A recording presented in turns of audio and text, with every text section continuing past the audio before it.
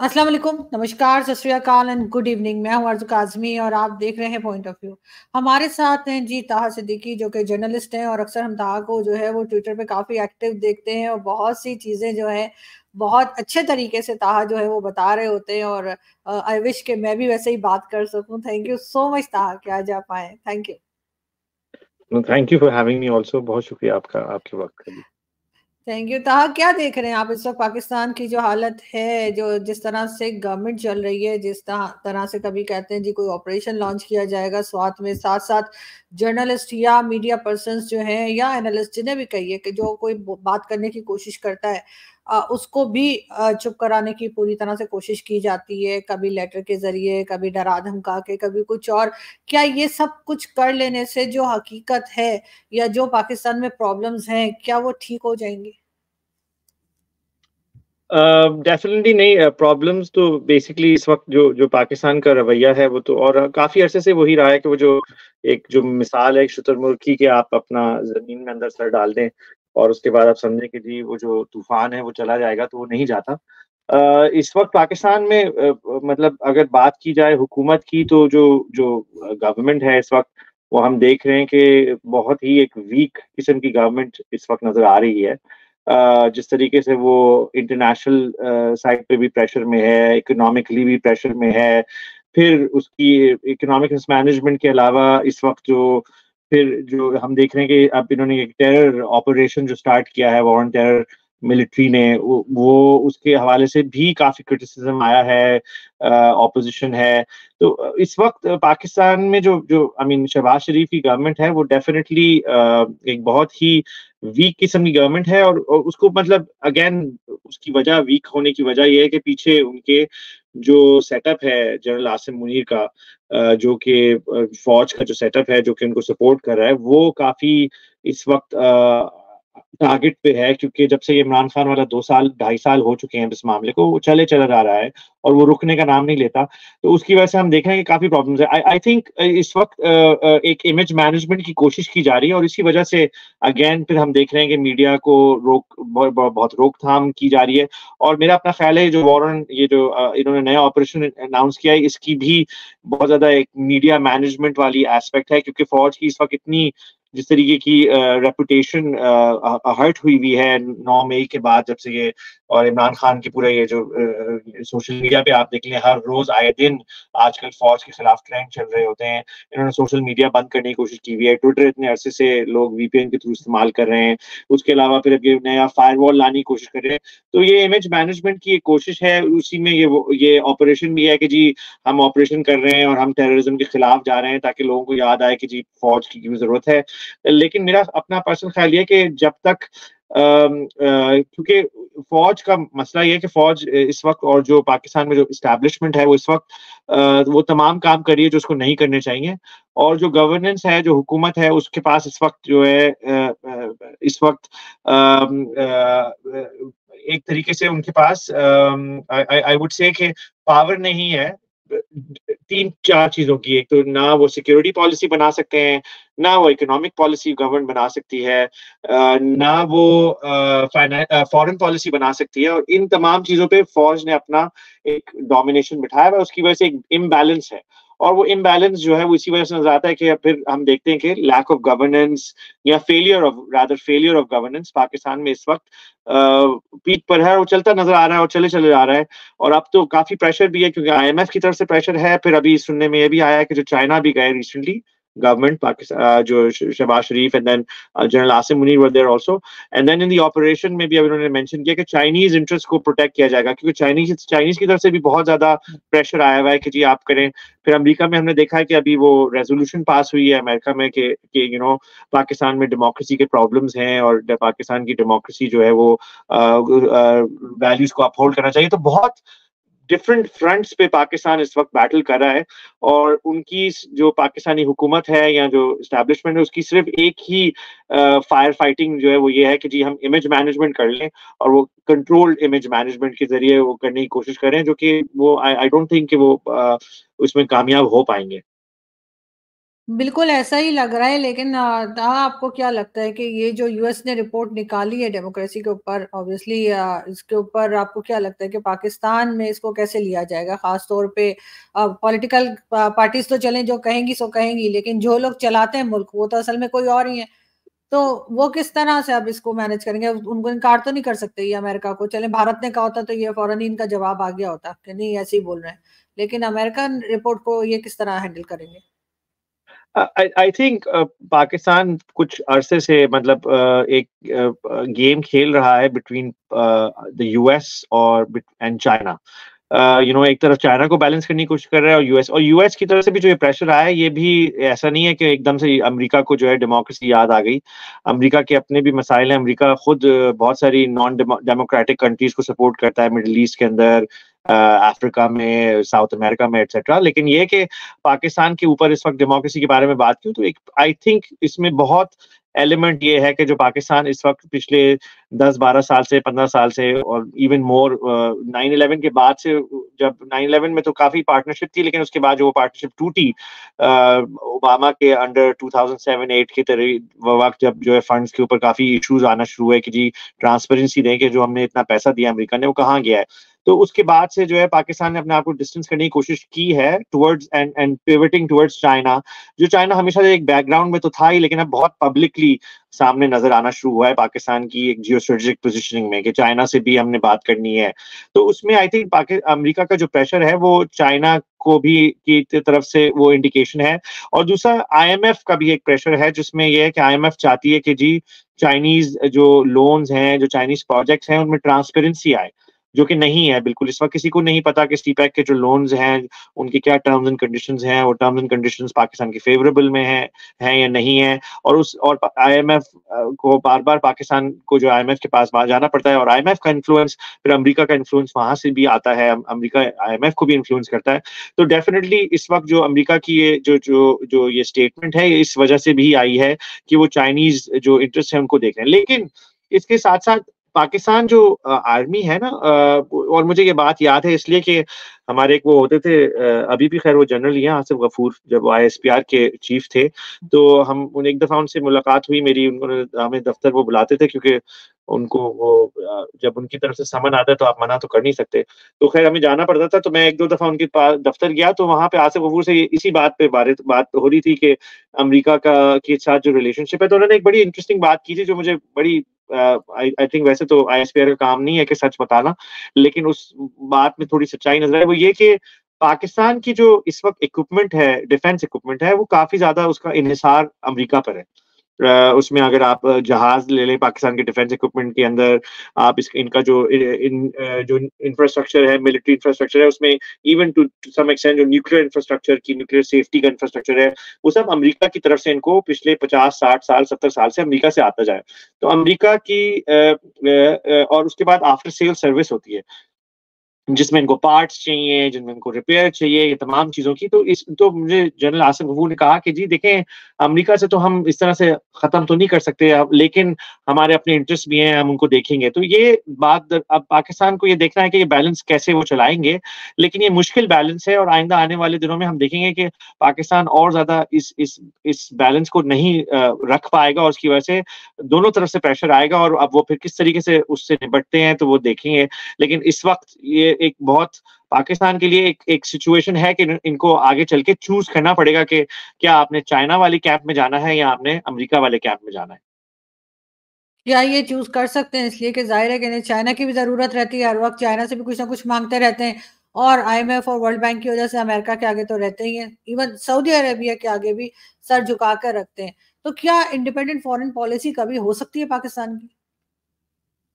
नहीं, definitely I mean यही है ना कि पाकिस्तान क्योंकि अपने कोई ऐसा मुल्क तो नहीं है कि जो अपने कदमों में खड़ा है, जैसे अगर वो एक्सप्रेशन कहें कि अपना सेल्फ सस्टेनिंग मुल्क है। मतलब अगर हमारे रीजन में देखें, जैसे इंडिया ने जिस तरीके से तरक्की की है 90s में, उनके पास भी आईएमएफ प्लान्स थे, वो 90s में उन्होंने, लेकिन दे पेड देम ऑफ। उनकी इकोनॉमी अब इस लेवल पे आ गई है कि उनके वहाँ पर लोन्स की बात नहीं की जाती, इन्वेस्टमेंट्स की बात की जाती है। और तो रीजन में इस तरीके के दूसरे एग्जांपल्स हैं। बांग्लादेश में भी इसी तरीके से हम देख रहे हैं कि इकोनॉमिकली जो है उन्होंने अपने आप को टर्न अराउंड किया है और इंटरनेशनली एक्सटैंडिंग है। पाकिस्तान के अंदर मसला ये है कि इकोनॉमिक मिसमैनेजमेंट की वजह डायरेक्टली आई थिंक लिंक्ड है विद पॉलिटिकल इंस्टेबिलिटी, और ये जो इकोनॉमिक मिसमैनेजमेंट है उसकी वजह से हम इंडिपेंडेंट फॉरेन पॉलिसी नहीं बना सकते, तो हमें डिपेंडेंट रहना पड़ता है। तो पाकिस्तान इस वक्त पिछले हम 70 साल उठा के देख लें तो वो अमेरिका के साथ कैंप में रहा, सोवियत के खिलाफ उन्होंने किया जो किया, उसकी वजह से फिर अब हमने वो ज़िया-उल हक का दौर देखा जिसमें फिर वी नो कि उसकी जो जिहादी वो थे एलिमेंट्स थे, वो अब तक आज तक हम भुगत रहे हैं। और अभी भी अब ये तालिबान के साथ जो ऑपरेशन है, पाकिस्तानी तालिबान कौन है? ये वही है जो अफगान तालिबान और पाकिस्तानी तालिबान साथ रहते थे, और इन्होंने एक दूसरे की ट्रेनिंग की और एक दूसरे को उन्होंने बनाया, और अब वो जो है बगावत पे उतर आए हैं कि जी हम पाकिस्तानी स्टेट को भी नहीं मानते।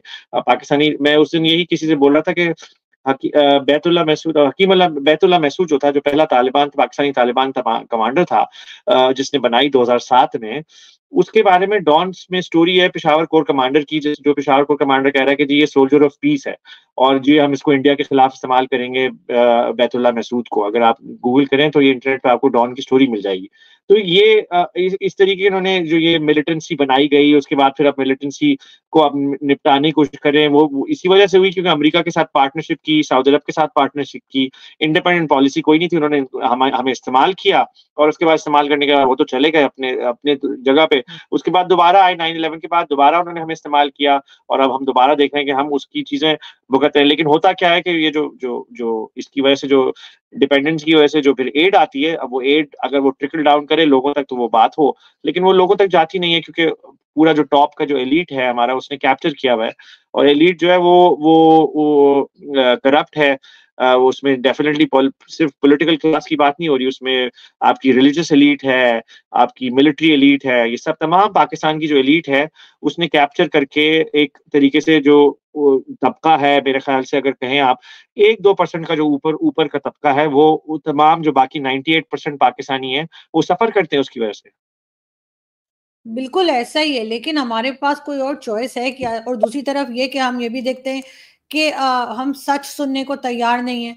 अगर हम मतलब कोई बात करते हैं, थोड़ा बहुत क्रिटिसाइज किया जाता है, जो हर सिटीजन का राइट है, तो आप जानते हैं कि किस तरह के एफआईए के लेटर्स आ जाते हैं, किस तरह से रोका टोका जाता है और बात नहीं करने दी जाती। लेकिन उससे सच्चाई तो बदल नहीं जाती है, बात तो वही रहती है। अब सिर्फ पाकिस्तानी नहीं, सारी दुनिया को समझ आ चुकी है कि मुल्क कैसे चलाया जा रहा है। डेफिनेटली, आई मीन इसमें पाकिस्तान के हवाले से जो जो जिस तरीके की सेंसरशिप है वो तो मतलब सबको पता है। पाकिस्तान का जो प्रेस फ्रीडम इंडेक्स, आरएसएफ का इंडेक्स है, वो हर साल नीचे जा रहा है, पाकिस्तान की जो रैंकिंग है। तो इसमें तो पाकिस्तान के अंदर प्रेस फ्रीडम तो आई थिंक पाकिस्तान में जर्नलिज्म बिल्कुल डेड हो चुका है। वो तो ये है कि आप जैसे कुछ लोग हैं जो इंडिपेंडेंटली फिर भी कर रहे हैं, यूट्यूब पे आ गए या फिर सोशल मीडिया पे आ गए, वरना मेन स्ट्रीम मीडिया तो कम्प्लीटली कंट्रोल्ड है, फिर फॉरेन मीडिया भी कंट्रोल्ड है। तो इसमें पाकिस्तान के अंदर इस वक्त आई डोंट थिंक कोई इंडिपेंडेंट मीडिया एग्जिस्ट करता है, इंडिपेंडेंट वॉइस को एग्जिस्ट करने की कोशिश की जा रही है, और उसमें भी फिर ये है कि इंटरनेट सोशल मीडिया के ऊपर कंट्रोल लगाए जा रहे हैं। और बात दरअसल ये है कि अगर आप जब तक ये नहीं रियलाइज करेंगे कि जी हमें हमारी क्या खामियां हैं, हमारी क्या कमियां हैं, हम कहाँ कहाँ हमने गलतियां की, अगर ये इसकी निशानदेही नहीं होगी तो आगे सब कि ये थोड़ी है कि आप मिट्टी पाव करके और कहें कि जी आगे चलें, और अब आगे चल के अब हम नया एक ऑपरेशन कर रहे हैं और अब हम नया जो है एक नए अज़म के साथ अज़्म इस्तेकाम करेंगे क्या? इस तरह से तो वो जिस तरह से ट्विटर पे चल रहा है कि ये अदम इस्तेकाम ही कंटिन्यू रहेगा, अज़्म इस्तेकाम तो कोई नहीं आने वाला। बिल्कुल ऐसा ही है, लेकिन ना तो यहाँ पे मैं सुनती हूँ कभी कि कहने चाहिए फूड शॉर्टेज पे बात हो रही है, ना वाटर शॉर्टेज पे बात हो रही है, ना हेल्थ सेक्टर में कोई खास काम किया जा रहा है, ना एनवायरनमेंट पे। वो इमरान खान ने एक ऐलान कर दिया था कि पता नहीं इतने मिलियन जो है वो ट्रीज लगा दिए, मगर जो मेन इश्यूज हैं लोगों के, लंबे लंबे या बड़े बड़े लोगों को बिल्स जा रहे हैं, जिसको के पे करना आम आदमी के बस का नहीं है। लेकिन जो पार्लियामेंटेरियंस हैं वो उठ के कह देते हैं जी हम सैलरी नहीं लेंगे, बहुत एहसान कर रहे हैं, सैलरी नहीं लेंगे। तो ऐसे में जो आम सिटीजन हैं वो किस तरह से सरवाइव कर सकते हैं आपके ख्याल से? कि लोग ये भी कहते हैं कि जी बाहर क्यों नहीं आते, प्रोटेस्ट क्यों नहीं करते, कोई बाहर नहीं निकलता, कैसे जी, मतलब यहाँ पे लोग जो रह रहे हैं वो कैसे जिए? सब लोग तो नहीं बाहर जा सकते कि किसी और कंट्री में चले जाए।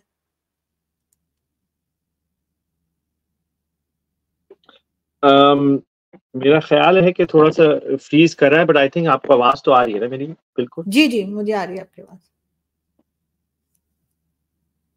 अच्छा, मैं असल में देखिए बात यह है कि जो पाकिस्तान में इस वक्त वर्किंग क्लास है और जो पॉवर्टी के अंदर जो जो लोग हैं जो बिलो द पॉवर्टी लाइन है, वो उनकी जो नंबर्स हैं वो हर आए दिन बढ़ते चले जा रहे हैं।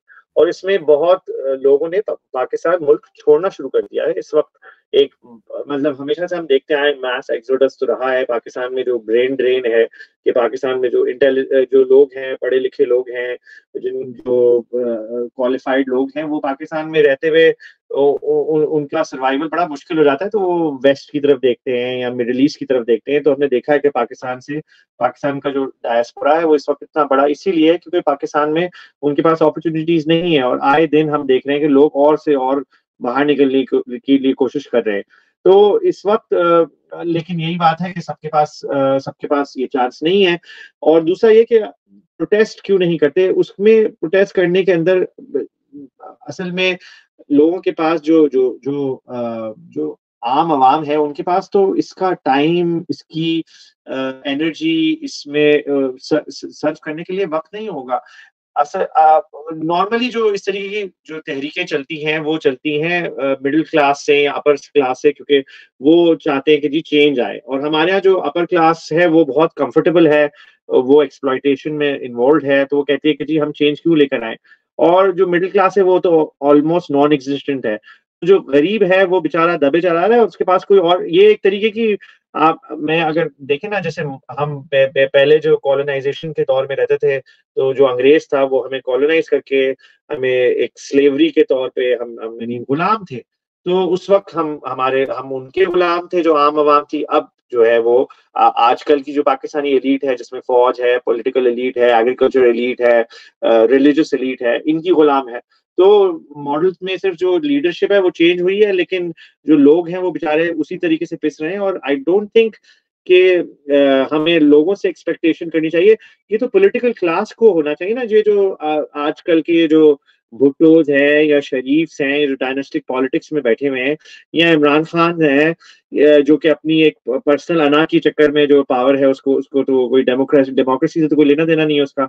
वो तो एक अर्बन मिडिल क्लास और अपर क्लास पार्टी है, और उसमें जो है उन्होंने जो है बेसिकली अपनी कहते हैं कि हमें गोद लें, आप उनको क्यों गोद लिया हुआ है। तो ये इनकी जो गोद की जो बेसिकली लड़ाई है आपस की, उसमें पाकिस्तान आम आदमी तो बेचारा पिस रहा है। तो इस वक्त इनमें पॉलिटिकल क्लास को देखना चाहिए, क्योंकि ये सब कहते तो ये सब है ना कि जी हम पॉलिटिकल क्लास हैं, हम मुल्क को रिप्रेजेंट करते हैं। अगर आप मुल्क को रिप्रेजेंट करते हैं तो आप करें, फिर सही तरीके से रिप्रेजेंट करें। लेकिन उन्होंने तो और उसमें फिर इनका पॉलिटिकल क्लास का भी इतना कसूर नहीं है जितना इनके ओपोनेंट्स का कसूर है, जो कि ओपोनेंट्स ही रादर इनके जो पीछे बैठे हुए हैं, जो कि एस्टैब्लिशमेंट है, उसका कसूर है। Because establishment at the end of the day इनको पनपने नहीं देती। पॉलिटिकल क्लास में आए दिन ये जो है अभी इमरान खान को उन्होंने मार्टर बना दिया। भाई इमरान खान को क्यों मार्टर बना रहे हैं आप? उसको जाने दें, छोड़ दें, वो अपनी मौत आप खुद मरेगा। आप उसको जेल में डाल के उसकी आप रेपुटेशन को बेहतर कर रहे हैं। इसी तरीके से नवाज शरीफ के साथ किया, इसी तरीके से भुट्टोस के साथ किया। तो ये बार बार पॉलिटिकल इंटरवेंशंस करके एक पॉलिटिकल मार्टर्स बनाते हैं, और फिर ये जो पॉलिटिकल क्लास हम पे थोपी जाती है, ये एक्चुअल रिप्रेजेंटेशन नहीं है हमारी आवाम की। हमारी आवाम की एक्चुअल रिप्रेजेंटेशन को आने ही नहीं दिया जाता आगे, क्योंकि at the end of the day जो पॉलिटिकल क्लास है वो कहाँ से आएगी? वो स्कूलों से आएगी, तालीमी इदारों से आएगी, वो ग्रास रूट लेवल से आएगी, और वहां पे डेमोक्रेसी अलाउड ही नहीं है। स्टूडेंट यूनियंस अलाउड नहीं है, लेबर यूनियंस के ऊपर आप यहाँ पे जो है बहुत ज्यादा कंट्रोल किया जाता है। तो जो आम आदमी है उसकी तो रिप्रेजेंटेशन है ही नहीं। ये तो पॉलिटिकल क्लास आपस में अपने जो एलीट इंटरेस्ट है उनकी रिप्रेजेंटेशन करती है सिर्फ। मगर ताहब तो जो आम आदमी है, जो आपको रोड पे चलता फिरता दिखाई देता है, वो भी एजेंसीज और फौज से नाराज है, और उसका ख्याल है कि इमरान खान शायद सही कह रहे थे। वो ये और बात है कि इमरान खान बस यही कह रहे थे जो आपने कहा, मैं भी 100% उसी पे एग्री हूँ कि वो कहते हैं मुझे गोद ले लो। लेकिन लोग अब हर चीज का जिम्मेदार समझते हैं कि फौज है, तो फौज अपने आप को सिर्फ अपने काम तक महदूद क्यों नहीं कर देती, अगर उसे अपने ऊपर से कोई दाग हटाने ही है तो। आई एम नॉट श्योर कि देखिए इमरान खान की बात ये डिबेट में ज्यादा बढ़ावा आया है कि जी आप आम आदमी से रोड पे भी बात करें तो वो फौज के बारे में थोड़ी सी सख्त जबान में बात करेगा, पहले नहीं करता था और इसी वजह से फौज इमेज मैनेजमेंट करने की कोशिश करेगी। लेकिन ये वक्त पहले भी आया था, मुशर्रफ के एंड के दौर देख लें, 90s का दौर देख लें कि जी फौज ने जो है बहुत बुरा किया है और फौज जो है आम आदमी जो है वो फौज की बुराइयां करना शुरू होता था, फिर इन्होंने अपनी इमेज मैनेजमेंट करके ये वापस ले आते थे। असल में अगर बात तो ये ना कि जी ये तमाम चीजों के बाद सुधर जाएं, किसी तरीके से पॉलिटिकल इंजीनियरिंग खत्म कर दें, वो नहीं करेंगे ये। तो मसला वहीं आता है कि जी जब तक वो फौज पॉलिटिकल इंजीनियरिंग खत्म नहीं करी तो ये अपनी एक कॉस्मेटिक जो होता है ना कि मेकअप कर लो, तो ये मेकअप करने वाला बेसिक सेटअप है इनका पाकिस्तानी फौज का कि जी हम अभी ये ऑपरेशन कर लेंगे तो उससे हमारी इमेज की बहाली हो जाएगी। हम जो है क्या नाम है जब इन वो सैलाब आएगा तो उसमें जाके मदद कर लेंगे, फिर हम एक गाना बना देंगे, उससे फिर हमारी जो इमेज में जो है बहाली आ जाएगी। तो इस तरह से नहीं होगा। इनको बेसिकली इस्टेब्लिशमेंट को और फौज को ये बात रियलाइज करनी चाहिए कि जो जो गलतियां हुई हैं वो गलतियां उनका कैसे तदारुक कैसे होगा, उनको सही कैसे किया जाएगा। और उसमें यही है कि सबसे पहली चीज ये है कि जी पॉलिटिकल इंजीनियरिंग से इनको हाथ उठाना होगा, इनको पीछे हटना होगा। इस वक्त भी पॉलिटिकल इंजीनियरिंग जारी है। जिस तरीके से खैबर पख्तूनख्वा की हुकूमत चल रही है, जिसके पिशावर को कमांडर के वहां पे सारे फैसले होते हैं। बलूचिस्तान में जो है क्या नाम है, जिस तरीके से हमें पता है कि पॉलिटिकल मैनिपुलेशन हुई हुई है, जो वहां पे पार्टीज बनी गई हैं। उसके अलावा सिंध में पीपल्स पार्टी के साथ डील हुई है, पीपल पीएमएलएन के साथ डील हुई हुई है। ये तमाम ये डीलें क्यों हो रही हैं? मतलब डीलें तो आप कौन है डील करने वाले? आपका तो आपका मैंडेट ही नहीं है डील करना। तो आपको अपना मैंडेट आप अपने मैंडेट पे रहे और फिर हम सब बेसिकली अगर अपनी हुदूद में रहें, जो आईनी हुदूद है, खैर आइन में भी बड़े मसाइल हैं, लेकिन ये कि जो आजकल का आइन भी नहीं माना जाता जो पाकिस्तानी आइन है, तो उसमें की हुदूद में रहे तो बेहतरी आ सकती है। लेकिन वो नहीं है, ये नजर नहीं आ रहा। और इसी तरीके से अब हम जुडिशरी को देखते हैं, जुडिशरी एक और दूसरा जो हमारा सुतून है स्टेट का, जो पिलर है, उसके अंदर भी मैनिपुलेशंस हैं और उनकी अपनी मैनिपुलेशंस हैं। तो इस वक्त तमाम जो पिलर ऑफ स्टेट्स हैं वो आपस में एक दूसरे से लड़ रहे हैं और आम आदमी जो है वो उसका कोई किसी को फिक्र नजर नहीं आती है एक तरीके से। और फौज इस तमाम जो लड़ाई है, इस फौज इसकी हायरार्की में, इसकी जो ये जो हायरार्की है और इस इन एलिट्स की, उसमें टॉप पर फौज है, क्योंकि उनके पास बेसिकली पावर है। And they mostly they do it at gun point. Basically अगर अभी आप देखें, अभी मैं कल परसों देखा था वो जो चौधरी फवाद हुसैन है, उनका इंटरव्यू एक आया प्रेस में, जिसमें उन्होंने बोला कि मुझे जो है इलेक्ट्रिक्यूट किया गया, मुझे टॉर्चर किया गया और मुझे बहुत मारा पीटा गया। अब वो फेडरल मिनिस्टर था, उसको मैं जानता भी हूँ अच्छी तरीके से, फवाद चौधरी को। और वो जिस तरीके से फेडरल मिनिस्टर बना, इंफॉर्मेशन मिनिस्टर बना, फिर एमएनए बना, तो कह रहा है मेरे साथ क्या हाल किया। अब पार्लियामेंटेरियंस, एक्स पार्लियामेंटेरियंस, इनके अपने लोगों के साथ, जो इनके अपने चहीते थे, उनके साथ ये क्या कर रहे हैं। तो ये जो लोग चहीते नहीं है उनके साथ क्या करते होंगे। तो ये तमाम चीजें फौज को जो है सोचना चाहिए और इस पे नजरसानी करनी चाहिए। लेकिन मेरा नहीं ख्याल है करेंगे। ये मुल्क किसी तरीके से सिक्योरिटी स्टेट के तौर पर चलता रहेगा जब तक इसके अंदर आई गेस होपफुली जो मेरा अपना पर्सनल ख्याल है वो तो यही है कि जो पाकिस्तान के अंदर इस वक्त इकोनॉमिक और एथनिक फॉल्ट लाइंस हैं, ये जो फॉल्ट लाइंस हैं ये इतनी बढ़ जाएंगी कि फिर खुदा ना खासा 1971 दोबारा से ना हो। मतलब वही नजर आता है। पश्तून तहफ़्फ़ुज़ मूवमेंट से बात कर लें आप तो उनका भी फीलिंग यही है। बलोच से बात कर लें, अब सिंधु देश तो खैर इतनी ज्यादा नहीं एक्टिव, लेकिन ये फॉल्ट लाइंस है और इन फॉल्ट लाइंस के ऊपर कोई काम नहीं किया जा रहा, इनको और बढ़ाया जा रहा है। जो जिस तरीके की गवर्नेंस है सब पाकिस्तान में उसके जरिए।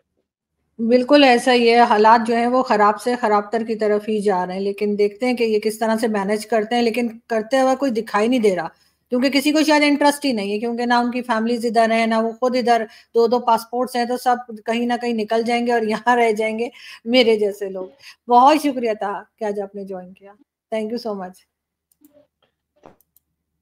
Thank you. Thank you.